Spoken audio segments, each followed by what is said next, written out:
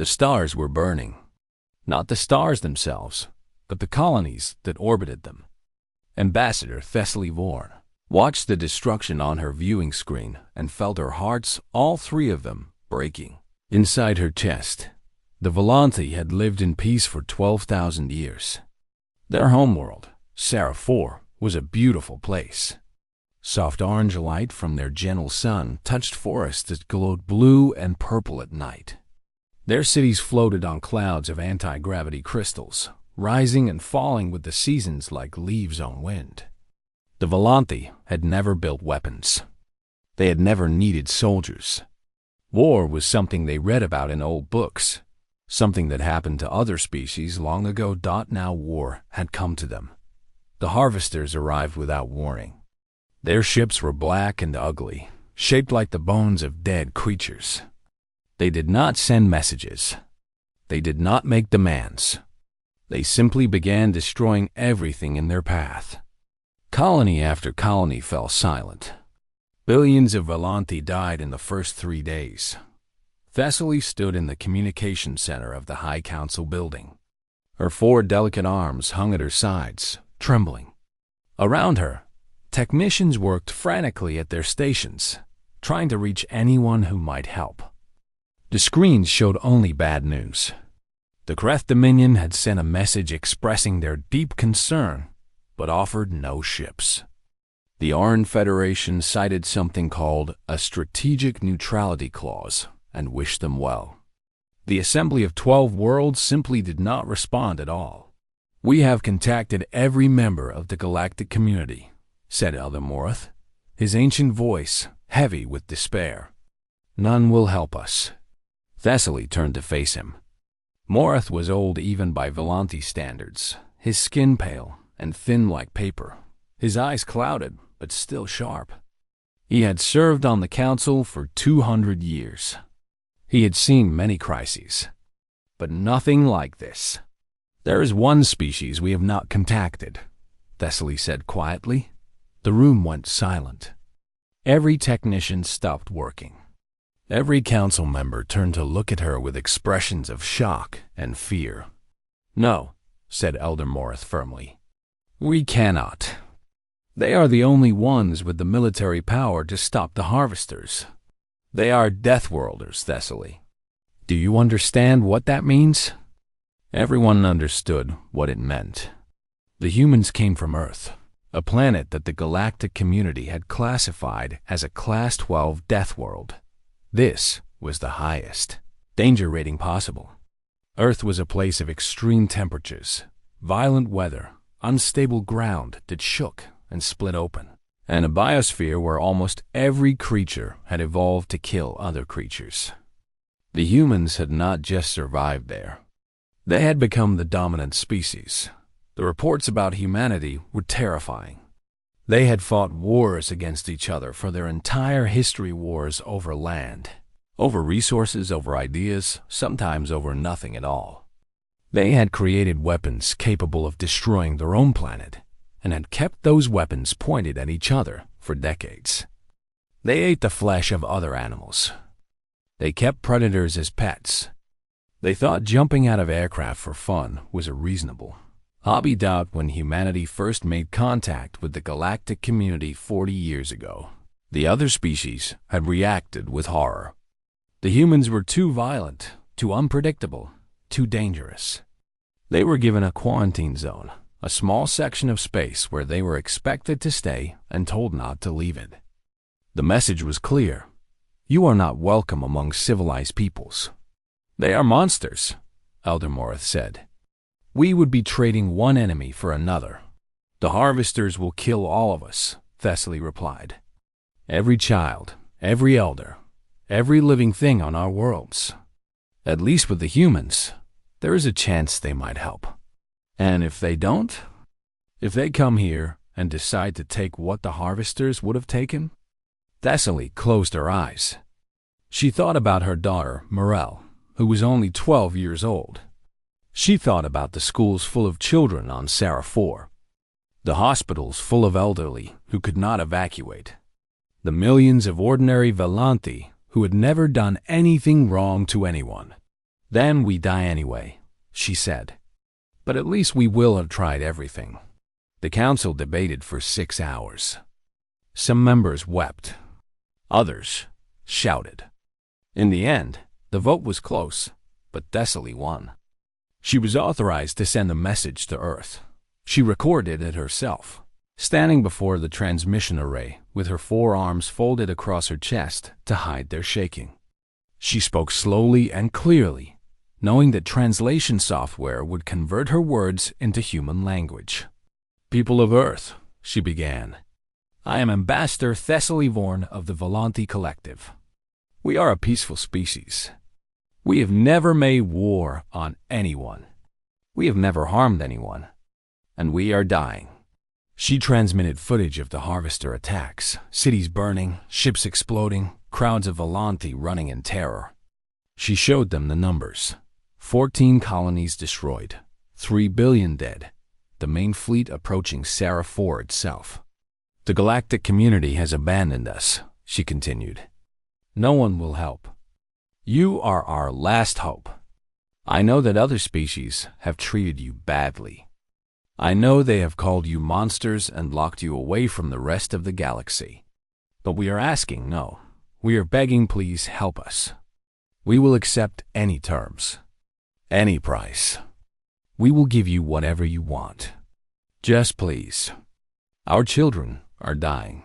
She ended the transmission and sent it into the void. Hours passed. Thessaly sat alone in the communication center, watching the screens. The Harvester fleet moved closer. Reports came in of more attacks, more deaths, more destruction. She began to think that the humans would not respond. Perhaps they did not care. Perhaps they were glad to see the species that had rejected them suffer. Then, 16 hours after she sent her message, a response arrived.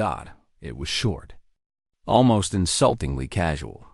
The voice that spoke was human female, confident, with an accent Thessaly did not recognize. This is Fleet Admiral Helena Chun of the United Nations Space Force. We received your transmission. We are coming. Estimated arrival time, 72 hours.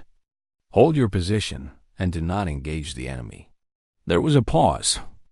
Then the voice continued, and Thessaly could swear she heard a smile in it. Don't worry. We've been waiting for an excuse. The transmission ended. Thessaly stared at the screen, her heart's pounding. She did not know whether to feel hope or fear. The humans were coming. The Deathworlders were coming. Whatever happened next, nothing would ever be the same.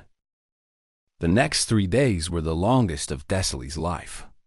The Harvester fleet had slowed its advance, as if the enemy was gathering strength for a final attack on Sara 4. This gave the Volanti time to evacuate civilians. Time to prepare defenses that everyone knew would be useless. And time to wait for the humans. Time also to worry about what they had invited. Thessaly spent much of those 3 days reading files. The galactic community had studied humanity carefully since first contact, and all that research was available in the Council archives. The more she read, the more frightened she became. Earth was a Class 12 death world. This classification system went from 1 to 12, with 1 being planets that were safe and comfortable for life, and 12 being planets that should not support complex life at all. Most civilized species came from Class 1 or Class 2 worlds.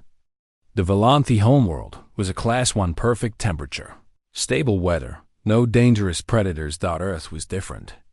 The planet had extreme temperature differences between its poles and its equator. Some regions were so cold that water turned to solid ice. Other regions were so hot that standing under the sun could kill you. The ground itself was unstable, shifting and cracking in events called earthquakes.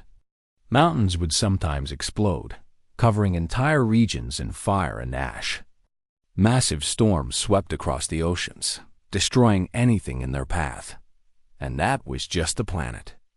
The creatures that lived there were worse. On Earth, nearly everything was trying to kill everything else. Predators with sharp teeth, hunted prey across every environment. Tiny creatures invisible to the eye could invade your body and kill you from inside. Plants produced poisons. Insects carried diseases. Even the water contained dangers. Massive predators lived in the oceans, waiting to eat anything that entered. Humans had evolved in this nightmare. They had survived by becoming the most dangerous predators of all. They did not have sharp claws or thick armor. Instead, they had brains that could plan and hands that could build tools. They learned to make weapons from stone, then metal, then explosives. They learned to hunt in groups, communicating with complex language. They learned to adapt to any environment, spreading across their entire planet. But what truly horrified the galactic community was human history. The Volanti had never had a war. The concept of organized violence between groups of the same species was alien to them. But humans had been fighting wars since before they could write. They fought over land, over food, over water. They fought over religion and politics and ideas. They fought simply because their leaders told them to fight.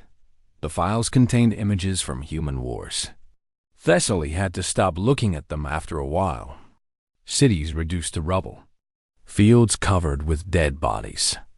Weapons that could destroy everything for miles around. And through all of this, the humans kept going. They rebuilt. They recovered. They grew stronger. In what humans called the 20th century, they developed weapons that could destroy their entire planet. Nuclear weapons, the files called them. And then, incredibly, they pointed these weapons at each other and lived that way for decades. Any moment, any mistake could have ended their species. They knew this. They did it anyway. When humans finally reached space, the galactic community had hoped they would change. Space travel usually softened a species. The experience of seeing their world from above, small and fragile against the black void, typically made species more peaceful and cooperative. It did not work on humans. In the 40 years since first contact, humanity had built a military force that terrified every other species. Their ships were not elegant or beautiful like Volanti vessels. They were harsh and angular, built purely for combat. Their weapons were more powerful than anything else in the galaxy. Their soldiers were trained to fight in any environment, against any enemy, under any conditions. The galactic community had responded by putting humanity in a box. The quarantine zone gave them a small region of space and told them to stay there. Trade was limited. Travel was restricted. Cultural exchange was forbidden. The message was clear. You are too dangerous to be part of civilized society, and humanity had accepted it. They had stayed in their box. They had built their fleet. They had trained their soldiers. They had waited. Elder Morath came to Thessaly's office on the second day. He looked older than ever, his movements slow and painful. I have been reading the same files, he said, sitting down across from her. I wanted to understand what we have done. And do you understand? Morath was silent for a long moment. I understand that we have invited predators to save us from predators. The harvesters will kill us quickly. The humans, I do not know what they will do. Thessaly put down her reading device.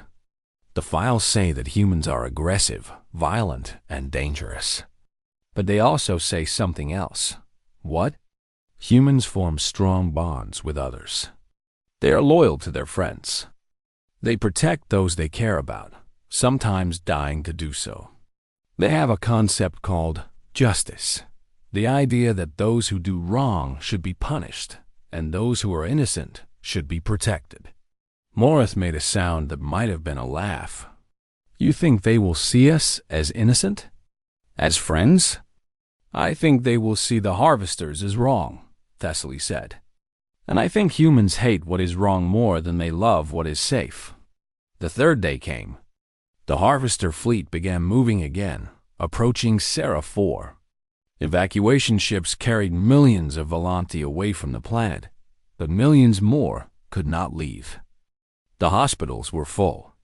The elderly could not travel. The children were frightened and crying.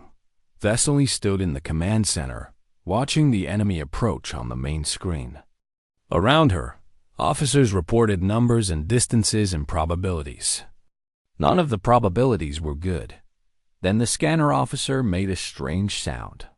It was something between a gasp and a cry. "Ambassador," she said, her voice shaking. "Something is coming." From the direction of human space. Thessaly turned to look at the screen. At first, she saw nothing. Then the computer began counting the approaching objects. 10, 50, 100, 200. The numbers kept climbing. "How many ships?" Thessaly asked. The scanner officer checked her instruments 3 times before answering. Her voice was barely a whisper. 347. The humans had arrived, and they had not come quietly. The 10 minutes passed in silence. The Harvester fleet did not move. Their commander did not respond to any further communication. They simply waited, confident in their numbers and their history of victory. Admiral Chun watched the countdown on her screen. When it reached 0, she spoke a single word: "Execute." 347 human ships surged forward. They did not spread out to maintain safe distances. They did not form defensive positions. They charged directly at the enemy, closing the gap at speeds that made the Volanti observers gasp in horror. The Harvesters had studied many species. They understood how other civilizations fought wars in space. Ships would exchange fire at long range, maneuvering carefully to avoid damage. Battles were slow and cautious, lasting for days or even weeks. Victory went to the side with better shields and more patience. Humans did not fight like that. The first wave of human ships reached weapons range and opened fire simultaneously. Railguns, magnetic weapons that accelerated metal. Projectiles through incredible speeds sent thousands of rounds into the Harvester formation. Each round was small, but it traveled so fast that it hit with the force of a bomb. Harvester shields flickered and failed. Hull plates cracked and shattered. Ships that had survived countless battles began to break apart. The Harvesters returned fire, but their weapons were designed for different kinds of enemies. Their plasma cannons needed time to charge. Their missiles were built to hit large, slow targets. The human ships were neither large nor slow. They twisted and rolled through space, dodging attacks that would have destroyed vessels from any other species. "Squadron leaders, report," Chan ordered. "Alpha Squadron engaging enemy left flank. 3 kills confirmed. Bravo Squadron breaking through the center. Enemy formation is fragmenting. Charlie Squadron has enemy flagship in sight. Requesting permission to engage." "Permission granted," Chan said. "All squadrons, focus fire on their command structure. Cut off the head and the body will fall." The battle was like nothing the galaxy had ever seen. Human ships flew into ranges that other species considered suicidal, so close that they could see the enemy through their windows. At these distances, their weapons were devastating. Railgun rounds punched through multiple decks. Missiles detonated inside enemy ships rather than outside. Directed energy weapons burned through everything they touched. But the most frightening thing was the human pilots themselves. Thessaly watched from her command center. 4 hands pressed against the viewing screen. She saw human ships take hits that would have destroyed Volanti vessels. Instead of breaking apart, they kept fighting. Fires burned inside their hulls. Atmosphere leaked from holes in their armor. And still they pressed forward, pouring weapons fire into the enemy. "They're insane," Elder Morith whispered. "They're completely insane." But Thessaly was beginning to understand something. The humans were not insane. They were simply willing to accept risks that other species would never consider. They understood that sometimes the only way to win was to charge straight into danger and trust in your strength. to carry you through. The harvesters tried to adapt. Their commander ordered a retreat, pulling his ships back toward the edge of the system. But the humans did not let them go.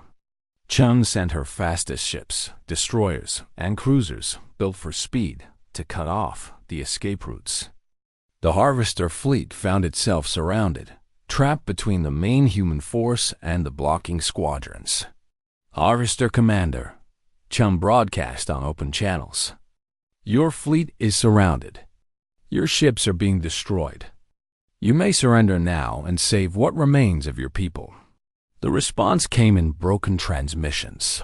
The Harvester Commander's voice filled with something that might have been fear. This is not possible. We are the Harvesters. We have never been defeated. We do not surrender. Then you will die, Chun said simply. All ships, continue engagement. The battle lasted 6 hours. By the end, 412 harvester ships had been destroyed. Only a handful escaped, fleeing into deep space to carry word of what had happened. The human fleet had lost 19 vessels.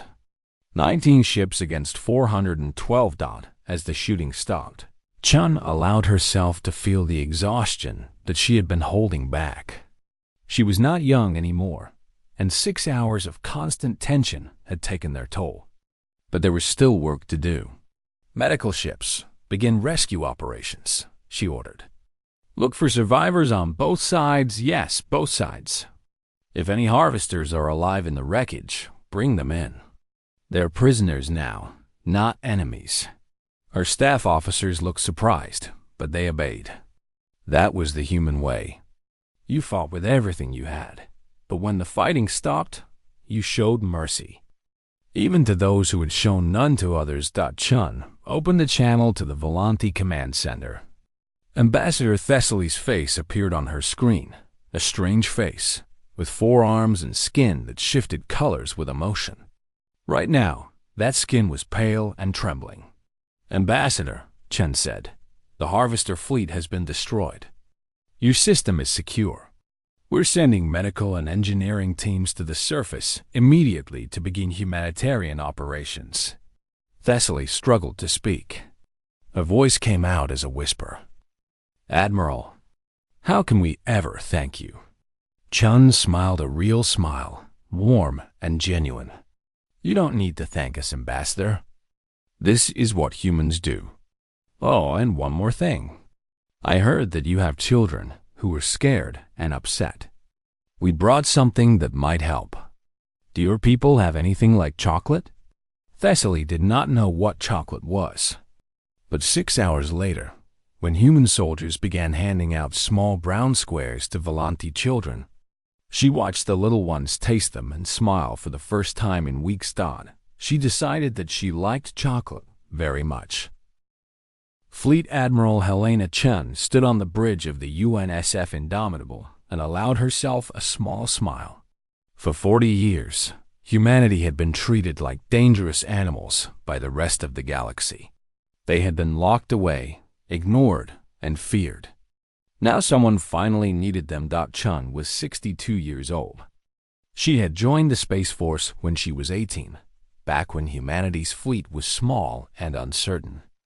She had risen through the ranks by being smart, tough, and patient. She had spent her entire career preparing for a moment like this. All ships, this is Admiral Chun, she said into the fleet-wide communication channel. We have 72 hours to reach Volanti space. The enemy has already killed billions. There are millions more who will die if we don't get there in time. She paused, looking at the faces of her bridge crew. They were young and old men and women from every nation and background on Earth. They were afraid, she knew, but they were also ready. The galaxy thinks we're monsters, Chun continued. They've been told that humans are violent, dangerous, and uncontrollable. Today, we're going to show them something different. We're going to show them what humans do when innocent people need help. She smiled again, and this time it was the smile of a wolf. We're also going to show them what happens when someone picks a fight with us. All ships, engage faster than light drives. Let's go introduce ourselves. 347 ships jumped into hyperspace together.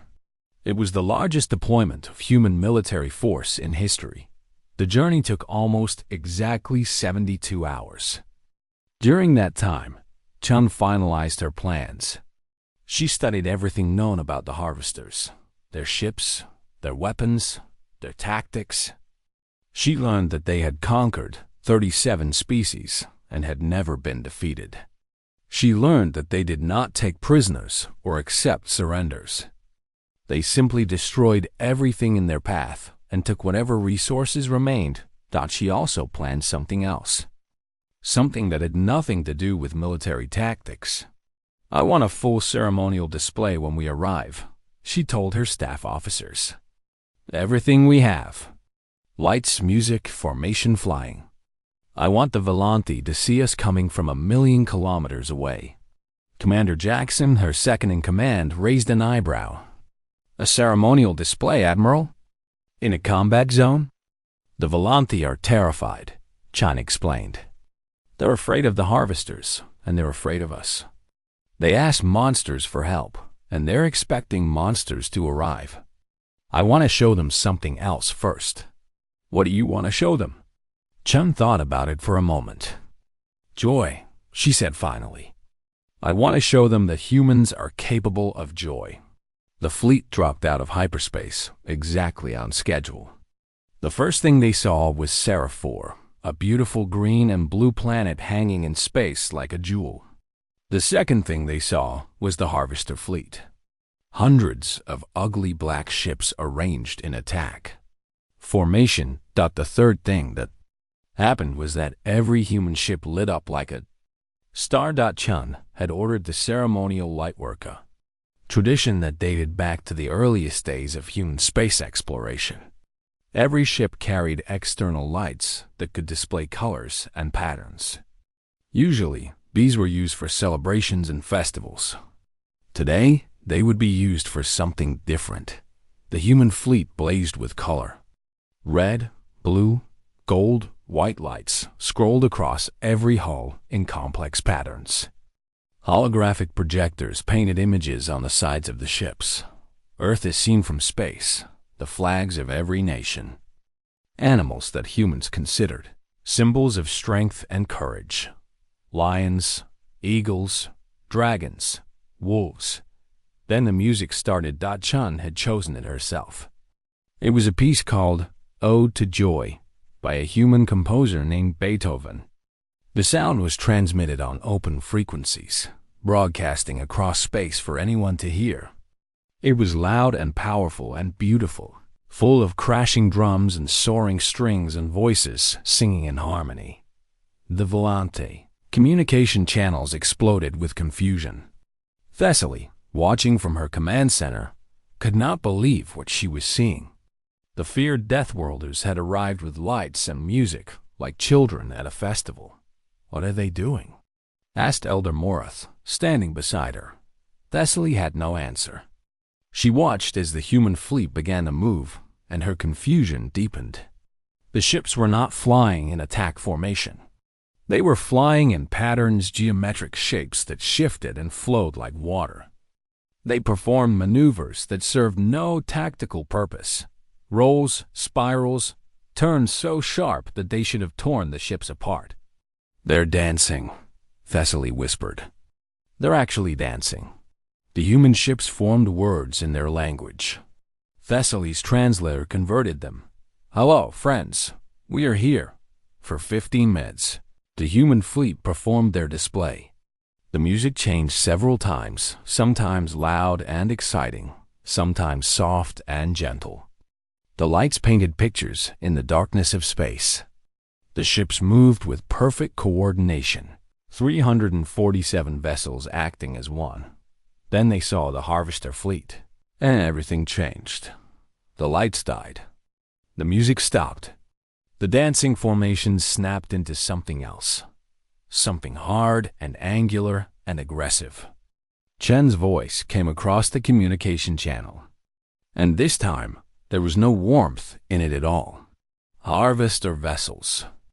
This is Fleet Admiral Helena Chun of the United Nations Space Force. You have attacked our friends. You have killed innocent people. You will now withdraw from this system or be destroyed." There was a pause. Then the Harvester Commander responded. The translation software turned his words into Volanti language. "Unknown vessels, identify your species and origin. State your purpose." Chun's response was cold and hard, like metal. "We are humanity. We come from Earth. Our purpose is to protect the innocent and punish those who harm them. You have 10 minutes to begin your withdrawal. After that, we will assume hostile intent." The Harvesters did not withdraw. They had never been defeated. They had never run from anyone. This was about to change. 3 weeks passed after the battle.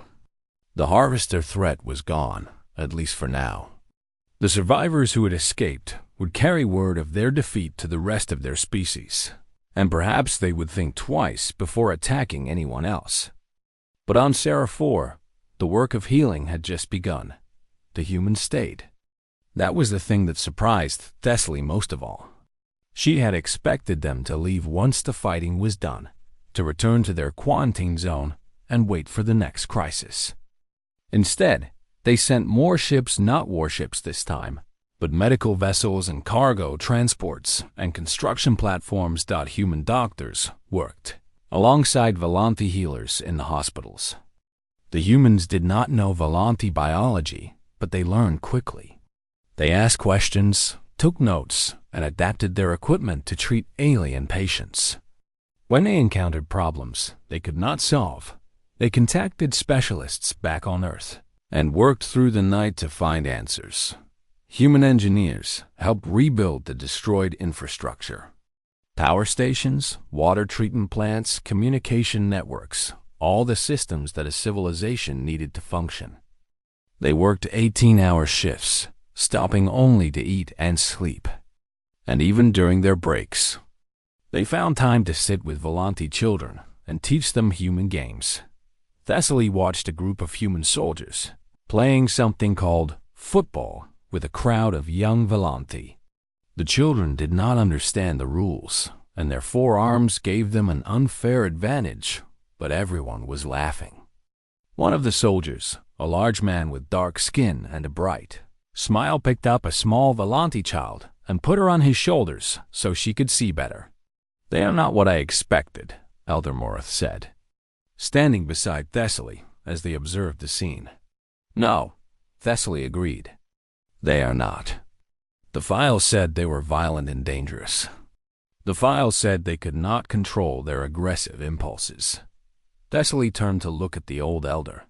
The files were written by species that had never seen humans do anything except fight. They saw the violence and assumed that was all there was. They never saw this. What is this? Thessaly thought about it for a moment. "Kindness," she said finally. "Compassion. The desire to help others simply because they need help." Morith was quiet for a long time.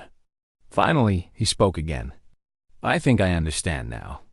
Humans are not violent because they enjoy violence. They are violent because they care. They saw innocent people being hurt, and they could not stand to do nothing. The aggression we feared. It comes from the same place as the kindness we see now. Two sides of the same coin," Thessaly said. "Yes, and perhaps that is why the galaxy fears them so much. It is easier to deal with enemies who are simply evil. But humans are complicated. They can be gentle and terrible at the same time." 2 weeks later, Thessaly received an invitation. The Galactic Council wanted her to address them about what had happened. Every species in the community wanted to hear the story directly from someone who had witnessed it. She traveled to the council hall on a neutral station that served as the community's capital. 47 species were represented there, 47 different civilizations, each with their own history and culture and beliefs. They sat in a vast circular chamber, arranged by seniority and importance. The most powerful species sat closest to the center. The newest members sat along the outer edges. Thessaly stood at the podium in the middle and looked at them all. She saw curiosity on some faces, fear on others. Many of them had spent decades believing that humans were monsters. She was about to challenge that belief. "You asked me to describe what I witnessed," she began. "I will try to do so accurately and completely." She told them about the battle first, the violence and the fury of it. The human ships charging into danger without hesitation. The weapons that tore through enemy vessels like paper. The speed and aggression that made the harvesters look slow and weak by comparison. The council members listened with growing unease. Then she told them what came after. When the battle ended, the humans did not celebrate their victory. They did not claim territory or demand payment. They sent medical ships to rescue survivors, including harvester survivors. Their admiral told me that enemies become prisoners when the fighting stops, and prisoners deserve fair treatment. She paused, letting that sink in. Human doctors worked in our hospitals for 3 weeks. They saved thousands of lives. Human engineers rebuilt our infrastructure. Human soldiers played games with our children and handed out a food called chocolate that made everyone smile. The council chamber was completely silent. When we offered to pay them, they seemed confused. When we offered them territory or resources, they laughed. Their admiral told me something that I will never forget.